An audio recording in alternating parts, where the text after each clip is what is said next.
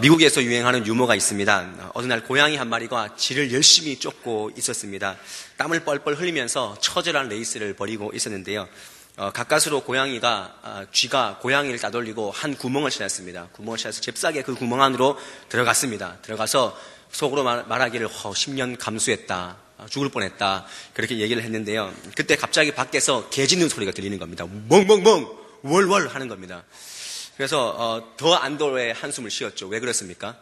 개하고 고양이는 또 상극이지 않습니까? 그러니까 개가 왔다는 것은 고양이가 갔다는 것입니다.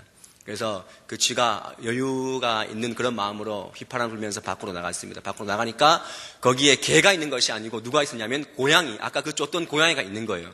놀라서 야, 너가 왜 여기 있냐고. 그러니까 그 고양이가 하는 얘기가 뭐냐면 요즘 같은 불경기에는 2개국 정도는 해줘야 먹고 살 수 있다는 것입니다. 누가 멍멍한 겁니까? 고양이가 개소리를 낸 거예요. 2개국을 한 거예요. 오늘날을 궁여지책으로 살아가는 그런 시대다. 그렇게 얘기를 해요. 마지못해서 살아가는 시대가 된 것 같아요. 그래서 어떤 책에 보니까 성공주의의 이 사회가 할 수 있다 자꾸 붙이는 거예요. 성공사회니까 성공하면 되는 거니까 할 수 있다 그런 마음, 그런 긍정적인 마음을 계속 주는데도 안 되니까 더 실망의 나락으로 떨어지는 그런 사회다라고 그렇게 얘기를 하더라고요. 또 어떤 책을 보니까 절벽사회라는 그런 책이 있는데 그것은 우리나라가 8개의 절벽이 있다라고 얘기를 하면서 인구절벽, 재벌절벽, 교육절벽, 취업절벽, 임금절벽, 금융절벽, 창업절벽, 주거절벽 다 뭔가를 하려 해도 다 절벽이에요. 조금 어리려고 하면 낭떠러진 겁니다. 그래서 절벽사회가 한국사회다. 굉장히 힘겹고 어려운 세상을 우리가 마지못해서 그래서 살아가고 있습니다. 여러분들 지난 한 주간도 그랬지 않습니까? 마지못해 살아가는 그런 모습들. 그런데 우리가 신앙인들이 신앙생활을 함에 있어서 신앙을 지킨다는 것도 굉장히 어려운 일입니다. 그래서 신앙생활을 할 때도 마지못해 하시는 분들이 있어요.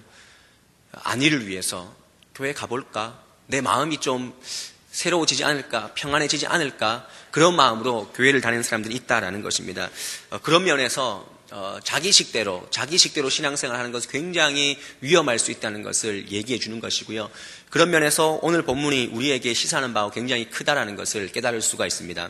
오늘 우리가 읽은 본문이 15장인데요. 출애굽기 15장인데요. 15장의 내용, 우리가 읽은 22절 앞부분에 보면은 모세의 노래와 미리암의 노래가 나옵니다. 맞습니까? 저하고 같은 성경 가지고 계시죠? 모세와 미리암이 왜 노래를 했겠습니까? 홍해를 건너서 그래요. 홍해를 건넜기 때문에 굉장히 신이 나서 승리의 찬양을 부르는 것입니다. 거기에 재밌는 표현이 있는데요. 15장 8절 말씀 보면은 이런 말씀이 있습니다. 주의 콧김에 물이 쌓이되 파도가 언덕같이 일어서고 큰 물이 바다 가운데 엉키니이다. 하나님 콧김을 한번 부니까 물이 쌓였다는 겁니다. 그래서 마른 길로 걸어가게 되었다는 것입니다. 이렇게 즐거운 찬양을 한 거예요. 너무 기뻐서 막 표현이 너무 재밌는 거예요. 승리의 찬양인 거예요. 다시 한번 확인드리는 거지만 15장에서 모세와 미리암이 노래를 하는 이유가 무엇이라고요? 14장에 홍해를 건넜기 때문이라는 것입니다. 홍해의 은혜를 그들이 만끽했기 때문에 15장에서 모세와 미리암이 노래를 합니다. 제가 출애굽기 14장을 얘기할 때마다 이렇게 얘기하고 질문을 드립니다. 여러분들 이스라엘 백성들이 홍해를 어떻게 건넜습니까? 쉽사리 건넜습니다. 그래서 출애굽기 14장이 나오는 것입니다. 쉽사리 건넜기 때문에 출애굽기 14장이 나와요. 그러니까 여러분들 기억할 때 출애굽기가 홍해 사건이 몇 장에 나오지 생각하면 홍해는 몇 장에 나온다고요? 14장에. 왜 그렇습니까? 쉽사리 건넜기 때문에. 하나님을 전적으로 의지하면은 홍해를 쉽사리 건널 수 있습니다. 마찬가지로 우리 인생 가운데 진퇴양난의 그 어려운 문제가 있다 할지라도 하나님을 의지하면 그 문제는 쉽사리 건널 수 있다는 것입니다. 저는 오늘 예배를 통하여서 우리가 다시 한번 하나님을 의지하는 그런 믿음을 취할 수 있기를 바랍니다. 인생의 또 신앙의 문제 앞에서 우리가 어떻게 될지 모를 때 정말 하나님을 믿는 그런 믿음을 가지고 나아갈 수 있기를 바랍니다. 중요한 것은 신앙을 유지하는 것입니다. 지난주에 부활절이었는데요. 그 부활의 감격을 우리가 어떻게 유지하느냐, 그것이 중요하다는 것입니다. 제가 서두에서 말씀드렸듯이 쥐와 고양이 이야기에서도 봤듯이 우리가 한 곱이 넘기면 쥐가 쥐구멍으로 들어갔습니다. 한 곱이 넘겼습니다. 이제 됐다, 살았다 라고 했지만 나와서 고양이한테 먹혔지 않습니까? 한 곱이 넘기면 평탄할 줄 알았지만 한 곱이 넘겼을 때 또 다른 어려움이 있는 것이 우리 인생이다라는 것입니다. 그리고 우리가 신앙생활 할 때 기적 같은 일만 생각하고 좋은 일만 있겠지라고 생각하면 오산이라는 것입니다. 언제든지 어려운 일이 있을 수 있지만 그 가운데 하나님께서 인도하신다라는 그런 믿음이 있을 때 우리 인생이 평탄해질 줄 믿습니다. 이스라엘 백성들을 홍해로 인도하시는 분이 누굽니까? 하나님이십니다. 이것은 제 얘기가 아니고요. 성경에 하나님이 인도했다고 적혀 있습니다. 출애굽기 13장 7절 말씀 보면 바로가 백성을 보낸 후에 블레셋 사람의 땅의 길은 가까울지라도 하나님이 그들을 그 길로 인도하지 아니하셨으니 이는 하나님이 말씀하시기를 이 백성이 전쟁을 하게 되면 마음을 돌이켜 애굽으로 돌아갈까 하셨음이라. 그리고 13장 18절 말씀에 그러므로 하나님이 홍해의 광야길로 돌려 백성을 인도하셨다. 누가 인도했다고요? 하나님이 했다는 것입니다. 우리 인생도 하나님이 인도하신다라는 그런 믿음이 있어야 할 줄 믿습니다. 그리고 하나님께서 그 홍해의 길을, 진퇴양난의 홍해의 길을 건너게 하신 메시지가 무엇입니까? 단순하게 그냥 어렵지 건너라, 그것이 아닙니다. 홍해의 마른 길로 건너게 하신 것은 예전에 너희가 갖고 있던 애굽적 사고와 그런 애굽에서 머물고 있고 가지고 있던 그런 생각들, 마음 상태들을 다 홍해에 수장시키고 이제 새롭게 내가 인도한 가나안 땅으로 너네들이 가기를 원한다. 그런 마음으로 홍해를 건너게 하셨다는 것입니다. 더 영적인 의미로 보면은 하나님께서는 옛사람, 그 애굽에 살고 있던 그 430년간의 그런 응어리와 모든 고통과 아픔과 상처들을 그 옛사람을 바다에 수장시키고 새로운 삶으로 살기를 원하시는 것입니다. 가만히 보십시오. 홍해는 내려갔습니다. 홍해가 갈라져서 바닷길로 내려갔습니다. 내려가서 다 수장시키고 그 다음에 어떻게 됐습니까? 무트로 다시 올라오는 것입니다. 이것이 무엇입니까? 부활입니다. 부활. 부활의 감격이 너희의 이스라엘 백성들 삶 가운데 있어야 한다라고 말씀하시면서 홍해를 건너게 하신 것입니다. 부활의 소망이 있다. 너희는 죽었던 사람이지만 내가 다시 살렸다라는 그런 어떤 교훈을 홍해 사건을 통해서 보여주셨다라는 것입니다. 그러나 그 부활 감격을 잊어버리고 불과 3일 만에 그들이 다시 한번 물 앞에서 원망하는 그런 모습을 우리가 바라보게 됩니다. 그래서 정말 중요한 것이 부활 신앙은 유지되는 것이 중요한 것입니다. 내가 주님께서 부활하셨지, 나도 부활할 거야, 아는 것이 중요한 것이 아니라 그 부활 신앙을 계속해서 삶에서 유지하는 것이 굉장히 중요하다는 것입니다. 그래서 사도 바울은 로마서 14장 8절 말씀에 우리가 살아도 주를 위해 살고 죽어도 주를 위하여 죽나니 그러므로 사나 죽으나 주의 것이로다. 이것은 부활신앙이 아니면 절대로 고백할 수 없는 그런 고백인 줄 믿습니다. 그래서 오늘 우리가 다시 한번 지난주에 부활의 감격을 맞이했는데요. 일주일 어떻게 사신지 저는 모르지만 하나님은 아십니다. 우리가 부활 감격을 가지고 어떻게 살아야 되는가, 또 부활신앙을 우리가 어떻게 유지할 수 있는가, 그것을 말씀을 통해서 함께 나누기를 원합니다.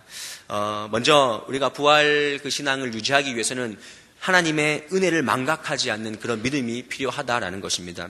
오늘 성경은 그들이 나와서 수르 광야로 들어가서 거기서 사흘길을 걸었으나 물을 얻지 못했다 그랬습니다. 그리고 23절에는 마라에 이르렀더니 그건 물이 써서 마시지 못하겠으므로 그 이름을 마라라 그랬습니다. 그래서 24절 말씀에 백성들이 어떤 반응을 보입니까? 백성들이 모세에게 원망했다 말씀합니다. 3일 만에, 홍해를 건넌 지 3일 만에 물이 없어 불평하는 모습이 있다는 것입니다. 이것이 바로 이스라엘 백성들의 문제입니다. 무엇이 이스라엘 백성들의 문제입니까?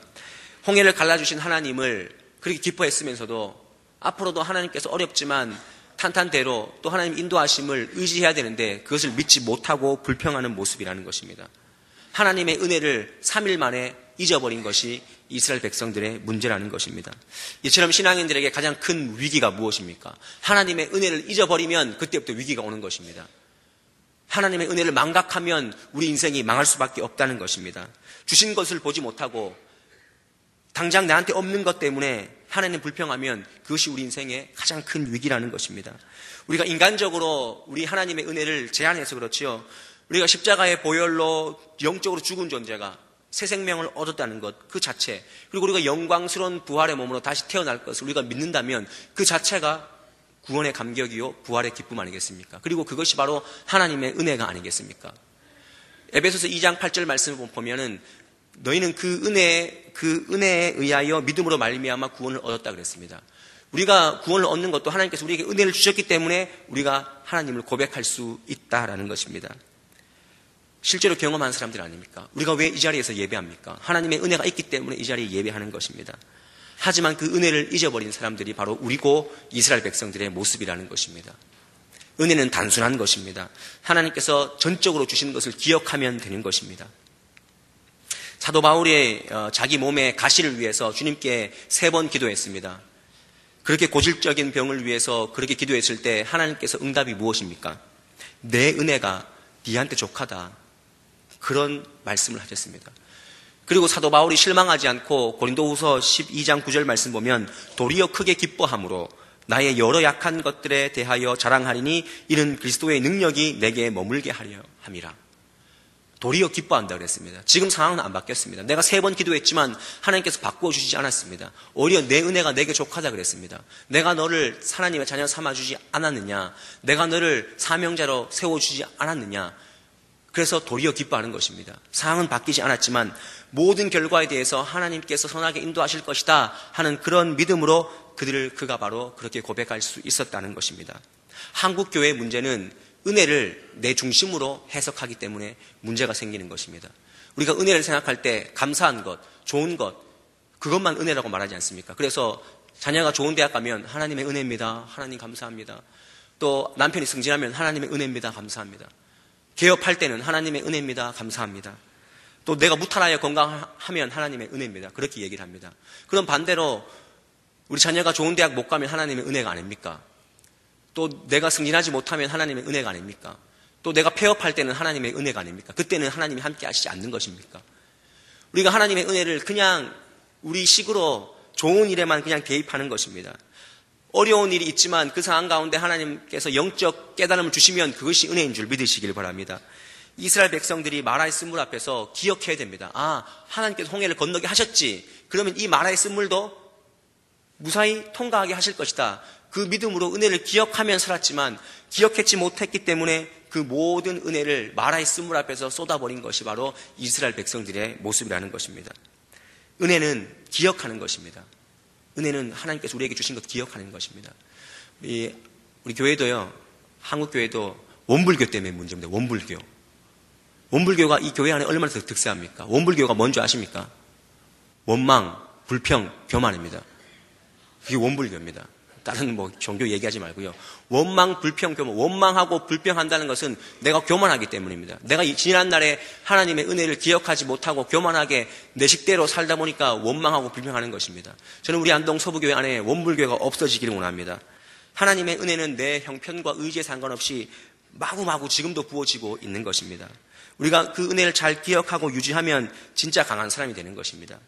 예전에 하나님께서 여러분들에게 얼마나 많은 은혜를 주셨습니까? 예수 믿을 때 그 첫사랑 얼마나 감격스럽습니까?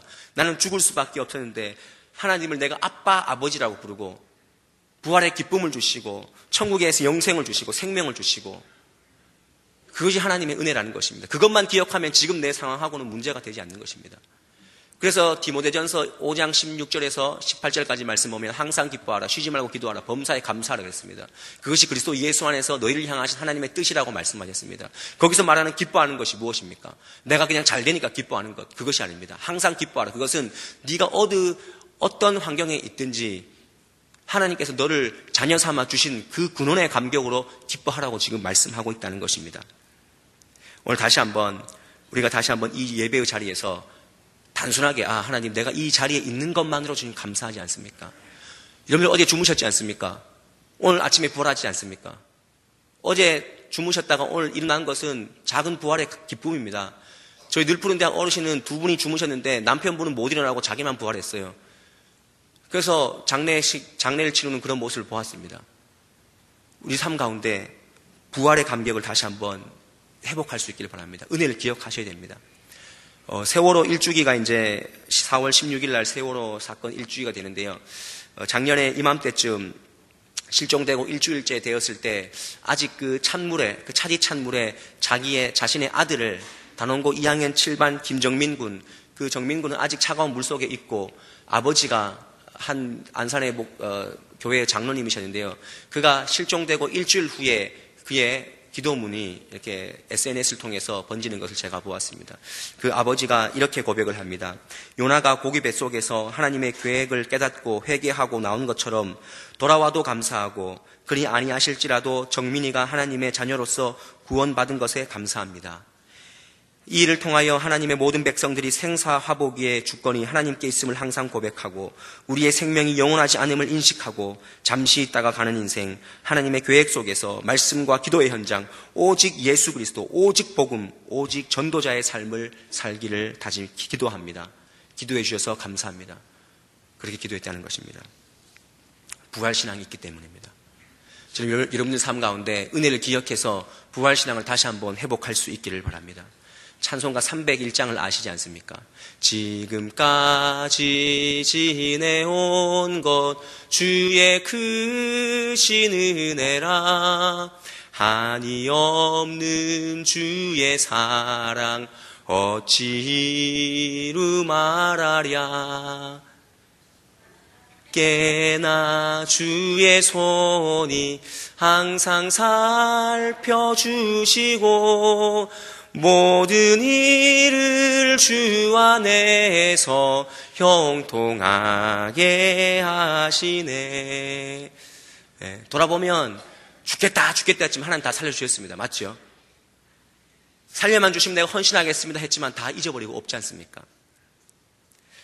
어쩌면 그 쓴 경험 때문에 하나님께서 우리를 불러주셨구나, 하나님께서 은혜를 주시는구나, 그래서 우리가 깨닫고 더 가까이 나갔지 않습니까? 망각하면 망하게 되는 것입니다.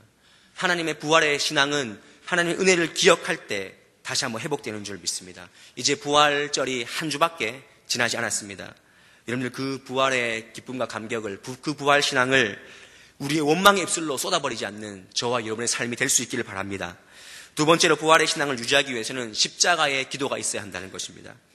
이스라엘 백성과 모세의 반응은 달랐습니다. 이스라엘 백성들은 마라의 쓴물 앞에서 원망했고 불평했다고 얘기합니다. 하지만 모세는 그 쓴물 앞에서 무엇을 했다고 합니까? 하나님께 부르짖었다라고 25절 말씀에. 그래서 사람이 인생의 쓴물을 만나면 두 가지 반응입니다. 한 사람은 원망하고 불평하고, 어떤 부류는 기도하는 것입니다. 모세가 기도했을 때 어떤 일이 일어났습니까? 여러분들, 우리 인생을 기도로 푸는 인생이 되어야 되는데 모세가 어떻게 기도했는지 우리가 잘 보아야 됩니다. 오늘 말씀 보면 25절 말씀 우리 함께 한번 읽어보도록 하겠습니다. 시작. 모세가 여호와께 부르짖었더니 여호와께서 그에게 한 나무를 가리키시니 그가 물에 던지니 물이 달게 되었더라. 무슨 내용입니까? 물이 써서 마시지 못하겠는데 하나님께 부르짖었더니 하나님께서 한 나무를 가르쳐 주신 거예요. 한 나무를 꺾어서 그 물에 던졌습니다. 던지니까 그 물이 달게 되었다라는 것입니다. 이것을 통해서 우리가 하나님의 일하시는 원리를 알 수가 있는 것입니다. 우리를 어떻게 기도하시기를 원하시는가 알 수 있는 것입니다. 하나님께서는 우리에게 단순하게 기도만 하라고 말씀하지 않습니다. 오늘 말씀 보십시오. 한 나무를 가리키시니 그 나무를 물에 던지니 물이 달게 되었더라. 한 나무. 하나님께서 한 나무를 하늘에서 떨어뜨려 주신 것이 아닙니다. 그 나무는 옆에 늘 있었습니다. 옆에 있었는데 그것을 보게 하셨고 그것을 물에 넣게 하셨다라는 것입니다. 하나님은 우리가 기도할 때 답을 멀리에서 주시지 않습니다. 가까운 곳에서 우리에게 답을 주십니다. 늘 우리 옆에 있던 것, 잊어버리고 있던 것, 그것이 무엇입니까? 십자가입니다. 십자가. 하나님은 우리가 쓴물을 만날 때 십자가를 지고 사건 가운데 들어가기를 원하신다는 것입니다. 성서학자들은 이 나무 자체에 달게 하는 효능이 있어서 그 물이 달아진 것이 아니고 십자가를 예표하는 것이다. 하나님께서 나무를 가리키셔서 그것을 통하여 의미를 부여하는 것이다 라고 말씀합니다. 그런 면에서 우리가 기도할 때 그 상황을 변하게 해달라고 기도하기 전에 우리가 그 기도를 할 때, 쓴물을 만났을 때 기도할 때 십자가를 지는 듯한 마음으로 기도해야 할 줄 믿습니다. 문제 안으로 십자가를 지고 나아가는 것입니다. 우리 기도 안에 십자가 없는 기도가 얼마나 많이 있습니까? 부활신앙은 십자가를 무시하는 신앙, 십자가를 뒤로 하고 해방된 그런 신앙이 아니라는 것입니다. 십자가를 오히려 되새기고 십자가를 지고 나아가는 것이 부활신앙입니다. 십자가로 그 삶을 재해석하는 것이죠. 그래서 마태복음 11장 28절부터 보면 수고하고 무거운 짐진 자들아 다 내게 오라 그랬습니다. 내가 널 쉬게 하는데 나는 마음이 온유하고 겸손하니 나의 멍에를 메고 내게 배우라 그랬습니다.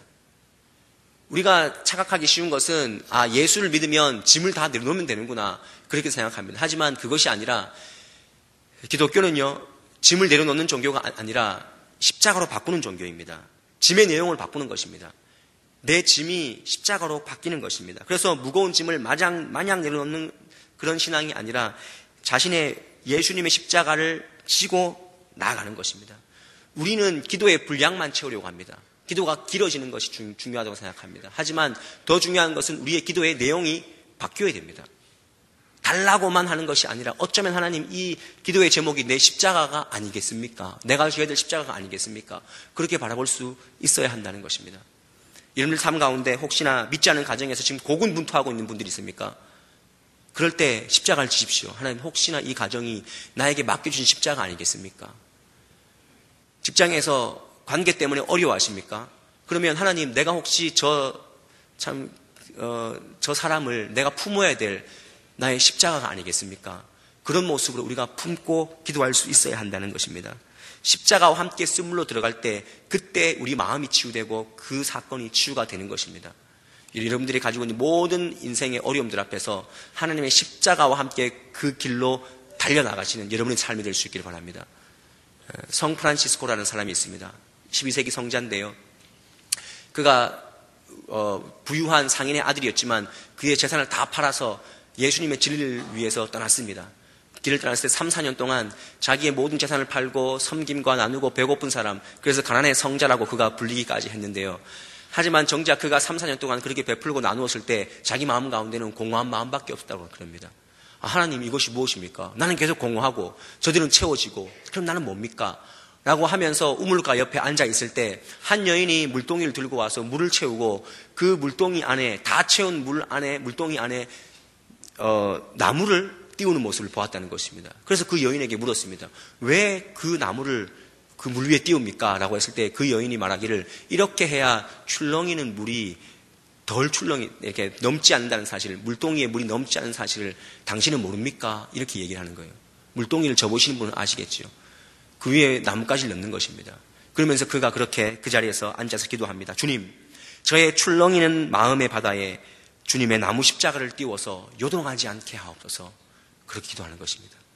우리가 기도할 때 단순하게 기도하는 것이 아니라 어쩌면 하나님 이 문제가 내가 져야 될 십자가가 아니겠습니까? 십자가와 함께 그 기도의 제목 안으로 나아갈 때 우리가 정말로 치유되고 회복되는 치유하시는 여호와 하나님을 만날 수 있을 줄 저는 믿습니다.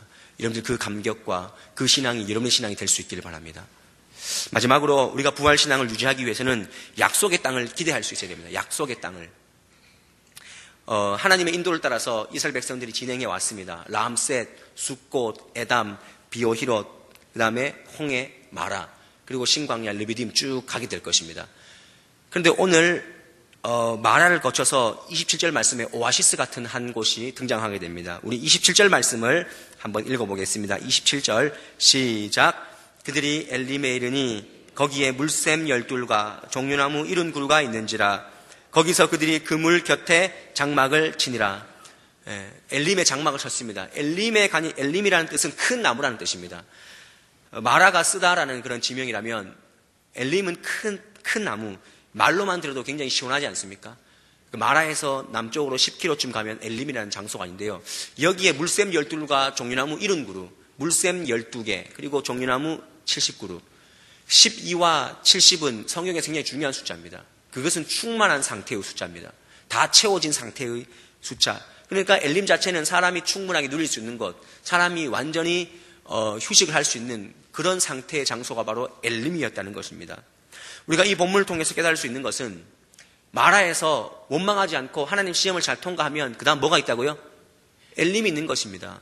그러니까 우리가 고난이 왔을 때 어려워하지 않고 그 가운데서 기도하면 하나님께서 엘림을 미리 준비하시고 엘림의 축복을 우리가 누릴 수 있는 것입니다. 그래서 고난은 변장된 하나님의 축복이다. 그런 말을 하지 않습니까? 엘림을 기대하는 인생이 되어야 됩니다. 마라가 다가 아니라는 것입니다. 그런데 우리는 신앙생활을 하면서 엘림만 바라보고 엘림이 다라고 생각합니다. 저는 여러분에게 오늘 이렇게 도전하고 싶습니다. 더 중요한 사실이 있다는 것입니다. 하나님의 최종 목적지는 엘림이 아니라 가나안이라는 것입니다. 하나님의 로드맵은 물이 풍족한 엘림이 아니라, 휴식할 수 있는 엘림이 아니라 가나안 땅입니다. 하나님께서 출애굽기 3장에서 모세를 호렙산에서 불렀습니다. 불렀을 때 그에게 무엇이라고 약속했냐면, 내가 내려가서 그들을 애굽인의 손에 건져내고 아름답고 광대한 땅, 젖과 꿀이 흐르는 땅, 가나안 족속의 지방에 데려가려 하노라 그랬습니다. 하나님의 로드맵은 어디입니까? 최종 목적지는 어디입니까? 가나안입니다. 가나안. 그런데 우리 신앙은 오류에 빠져 있습니다. 어디에 빠지냐면 엘림이라는 오류에 빠져 있다는 것입니다. 엘림이 하나님께서 약속하신 영원한 곳, 약속하신 그 땅, 그것으로 착각하고 엘림에 머무르려고 하는 그런 우가 우리 삶 가운데 있다는 것입니다. 우리 삶에 물이 없는 마라도, 풍족한 엘림도 영원히 머물 곳이 아니라는 것입니다. 금방금방 이별해야 될 장소입니다. 구름기둥과 불기둥이 움직이면 다시 진행해야 되는 것이, 그래서 가야 되는 곳이 가나안이라는 것입니다. 마찬가지로 부활신앙은 이 땅에서 영원히 살 것 같은 그런 모습으로 사는 것이 아니라, 저 천국에서 누릴 것을 생각하면서 이 땅에서 어렵고 아프지만 저 천국을 향해서 달려나가는 믿음의 행진을 하는 것이 우리 믿는 사람들의 최종 목적이요, 또 살아가야 될 삶의 모습이라는 것입니다. 목적지가 이 땅이 아니라는 것을 알기 때문에 더 겸손하고 더 아름다운 흔적을 남길 수 있어야 한다는 것입니다. 그래서 요한일서 2장 16절 말씀 보면, 육신의 정욕과 안목의 정욕과 이생의 자랑은 세상으로부터 왔기 때문에 그것을 경계하라 그랬습니다.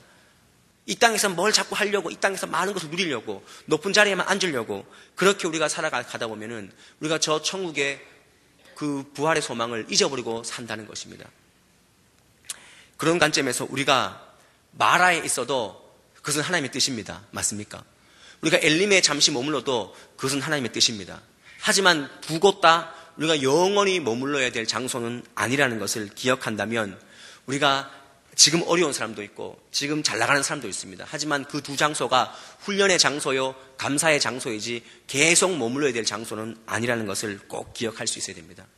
그래서 혹시나 지금 어려운 가운데 있다면, 현재의 고난은 우리가 장차 받을 영광과 좋게 비교할 수 없다 라는 이 믿음을 취할 수 있기를 바랍니다. 우리의 종착지는 결코 이 땅이 아닙니다. 우리가 많이 가지는 것, 높은 자리에 앉는 것, 오로지 건강, 오로지 성공, 이것도 성경적이 아니라는 사실을 우리가 꼭 깨달아야 할 것입니다. 톨스토이의 그 단편 소설 중에서 사람은 얼마만큼의 땅이 필요한가라는 책이 있습니다. 그 책에 보면은 파홈이라는 사람이 나오는데, 그는 늘 땅을 많이 소유하기 위해서 그렇게 부단하게 애를 쓰다가 한 사람에 의해서 원주민이 그렇게 그 넓은 땅을 싸게 판다는 그런 소식을 듣고 원주민에게 가서 그 땅을 사기로 합니다. 약속을 합니다. 당신이 오늘 하루 종일, 해일 때까지 하루 종일 다니는, 발로 밟고 경계를 짓는 그 땅을 다 싼 값에 하루 만에 다 주겠습니다 라고 얘기를 했습니다. 신이 났습니다. 아침부터 해가 떠서 출발해서 온 땅을, 사람이 가질 수 있는 정말 넓은 땅을 그가 예약을 받았습니다. 그런데 해가 뉘어뉘어져서 그 마지막 도착지에, 종착역에 도착했을 때 그는 쓰러져 죽어버리고 말았습니다. 그리고 그 하인에게 그렇게 얘기를 합니다. 그 사람이 가지고 있는 괭이를 땅에 파서 그 사람을 묻어라고 얘기합니다. 그는 정말 사람이 가질 수 있는 큰 땅을 소유했지만, 예약받았지만 정작 자기가 누울 곳 그만큼만 가지고 이 땅을 떠나게 되었다는 것입니다. 이것이 우리 인생입니다. 이 땅에서 우리가 가져갈 수 있는 것이 없습니다. 외양간에 불이 나면요, 소를 밖으로 끌어내는 것이 그렇게 힘들대요. 자, 이거 SNS에서 이렇게 본 내용인데요. 외양간에 불이 나면 소를 밖으로 끌어내는 게 그렇게 힘들대요. 아무리 힘센 장사도 땡기려 해도 아무리 해도 안 당겨진대요. 그런데 한 가지 딱 방법이 있는데 뭐냐면은, 소의 여물통을 엎으면은 그때는 소가 그렇게 속으로 생각하는데, 아, 여기는 이제 내가 먹을 것이 없구나 하고는 지발로 나온다는 거예요. 그러니까 소의 마음은 뭡니까? 여물통만 있으면 내가 타죽든 어떻든 그냥 그 자리에 머물러 있는 거예요. 하지만 여물통을 엎었을 때는 지발로 나온다는 것입니다. 하나님께서 왜 우리 삶 가운데 내가 꼭 붙잡고 있는 그 여물통을 엎겠습니까?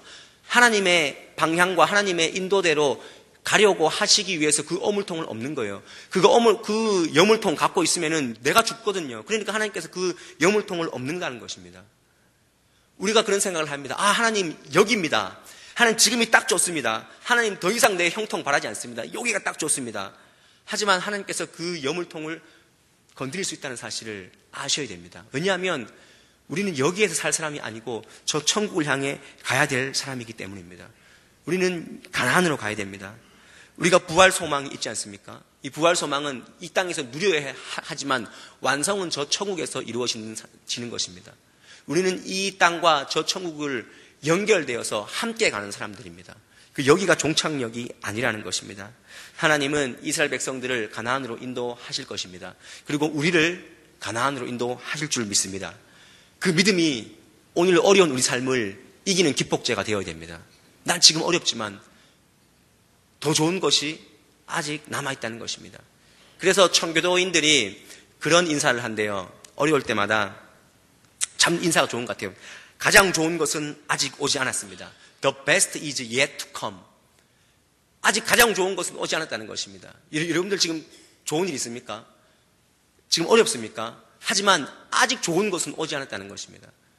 우리 옆 사람과 한번 인사하도록 하겠습니다. 아직 좋은 것은 오지 않았습니다. 아직 가장 좋은 것은 여러분들 오지 않았습니다.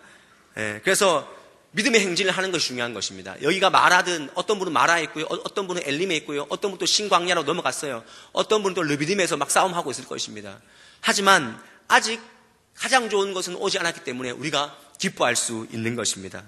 이제 부활절 이후에 우리가 삶을 살고 있는데요. 우리 신앙의 가장 중요한 것은 부활신앙을 유지하는 것입니다. 유지할 때 오늘 말씀처럼 하나님의 은혜를 기억하십시오. 이전에 주셨던 은혜를 기억하십시오. 그럼 내일도 살 수 있는 것입니다. 그리고 십자가를 붙잡고 기도하십시오. 어렵지만 하나님 그것이 혹시나 내 십자가가 아니겠습니까? 하는 마음으로 기도할 때 그 문제가 치유될 줄 믿습니다.